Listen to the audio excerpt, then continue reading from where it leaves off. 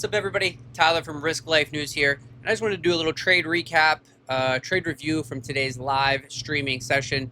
We ended the live streaming session up about $400. I ended the day up about $640. I caught a little scalp at the end of the day here. But the live session, we made about $400, and I just want to go over with you what we were watching, what our game plan was, how things played out. It was one of those days that, in retrospect, it could be a little frustrating. But that's just part of trading. You know, our plan did kind of play out. I just didn't necessarily manage it all that well. And I just kind of want to break it down for you. And hopefully you can learn something from it. And you'll decide that you want to join us for one of our live streams here coming up in the future. But what we're looking at is the NQ chart on the 5-minute time frame. Now, I do watch all of the time frames. I watch the 2-minute, 5-minute, 15, daily, hourly, all this stuff, right? But I'm just going to break this down in the 5. But if you watch the live, you'll hear me breaking it down on multiple time frames. But coming into the day, we're trading around all-time highs. So I was still bullish. I'm not super interested in shorting all-time highs. I think that's just like, you know, you're fighting an uphill battle against the overall trend. And all-time highs, in my opinion, from what I've experienced in my 4.5 years of trading, is they tend to persist longer than you kind of might expect them to. So coming into the day, my hourly levels, which are my most important levels to me, the one in play was 23,661.25. We also had the overnight opening print, which is this dotted line. If we scroll back a little bit, you can see this is where the market opened on Sunday night. So that's our overnight opening print. This is also basically where Friday's high was. So this area we knew was an area of interest, would potentially be an area of resistance. Now the dotted gray line was an hourly level that technically got invalidated for me on Friday once we got an hourly close through it, but I decided to leave it on my chart as a reference point, which you can see, you know, there were several instances where it had reactions here, had a reaction here, you had a little reaction here, you had a reaction here, reaction here. So, you know, I think it definitely did still factor in and come into play. So coming into the day, my game plan was I wanted the market to open. I wanted the market to pull back to 23,661.25. And then I wanted the target longs towards the overnight opening print, which would have given us about 100 points, 100 points on worth a target, right? Depending on exactly where your entry is. But basically, you would have had about 100 points that you're aiming for. Now, market opened. We got the initial push down. And I really would have liked this. Had this done what I wanted off the rip, right? This was our overnight low. So had the market opened and pushed down right off the bat, swept the overnight lows, tagged the level, and then gave us a reaction that it looked like it might hold, the longs would have been really juicy to me, and I would have been really excited about them. Unfortunately, we didn't get that. So I had to adjust. So my game plan was I'm not taking longs unless we get the level, or if we get over the opening print, the New York opening print, and we get a little reaction off of that. So once we had, you can see this a little better. All right. So once we had this initial push down that first 5-minute candle, we immediately reversed it and pretty quickly got strong back up above the opening print. At that point in time, I thought, if you watch the live stream, I said, I don't think we're going to get the level test like I wanted to get the level test. I said, I think we're going to go get the overnight opening print before ever testing the lower level. So once we got this push up, we got this little pullback into the open here. This is where I started targeting longs. As soon as we started bouncing here, I got long. I was long at 23,720s. So this only gave me about a 45 point target, which was just like TP1, right? This is where I looked to trim and then look to hold runners. So I got my entry here. I had my stop below the low of the day. It was like a 35 point stop, aiming for like a 45 point move. So a little bit over a 1-to-1 R. Not my favorite trade, but I was willing to give it a stab. So I took 5 micros here. We got this little pullback into the opening print, ended up holding. Once this ended up holding, I liked this. So I added in, which made my average price a little bit worse. I added in with 3 micros, so I was up to 8. and we got this little push, and we got this little pullback. As we started to go again, I added in one more time, I added 2 more micros. So at this point, I was up to 10 micros. My average entry was like 23,725-ish. And so that was the entry. And once I added into 10 micros, I didn't want to leave my stop below the low of the day. So I tightened it up. I put it around 23,705. I kept it underneath the opening print, underneath kind of this little spike low here is where I trailed my stop to. And that trade ended up playing out nicely. I ended up getting, I trimmed 5 of the micros here.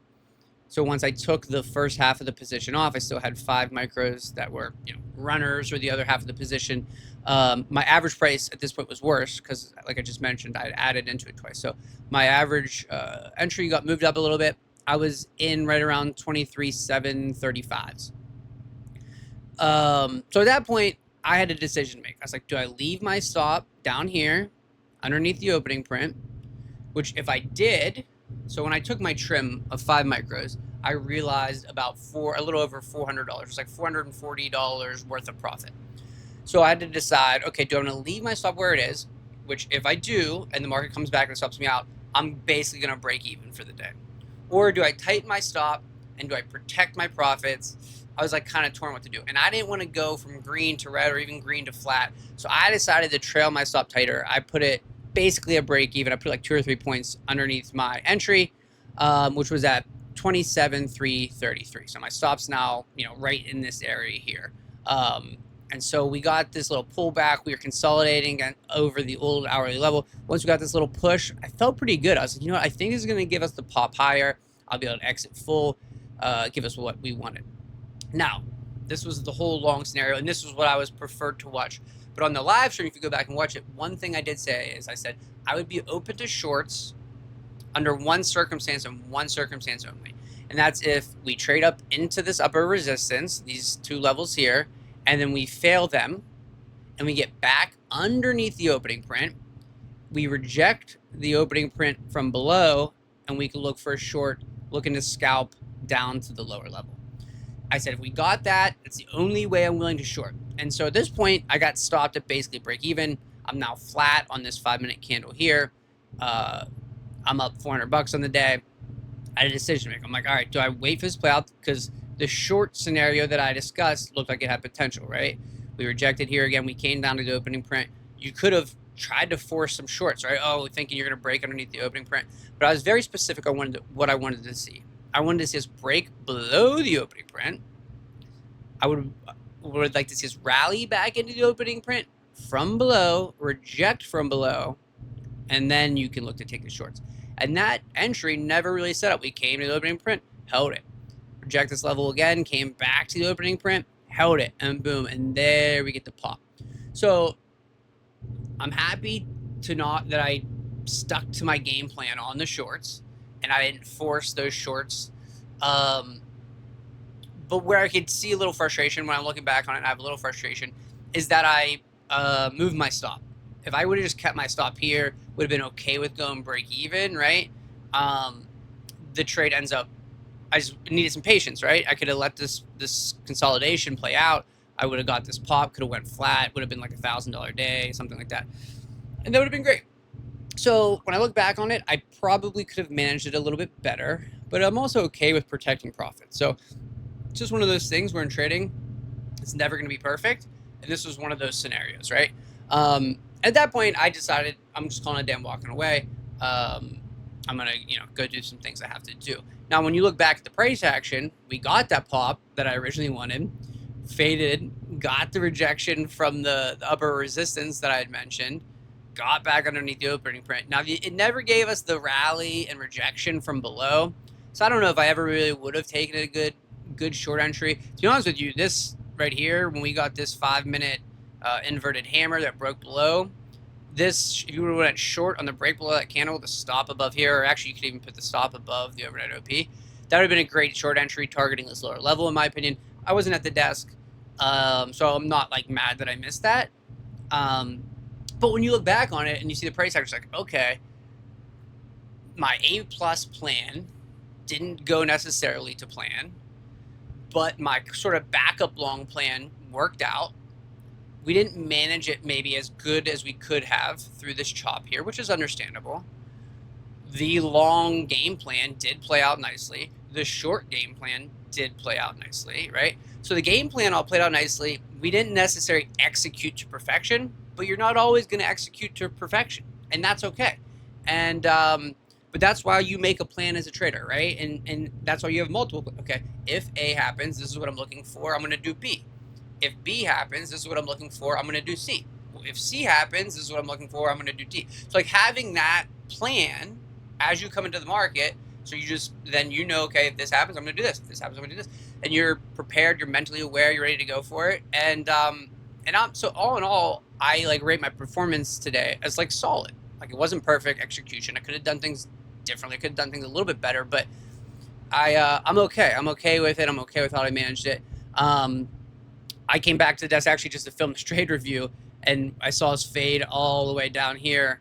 And once we got this spike down in this lower level, I caught this little bar for a little $200 scalp.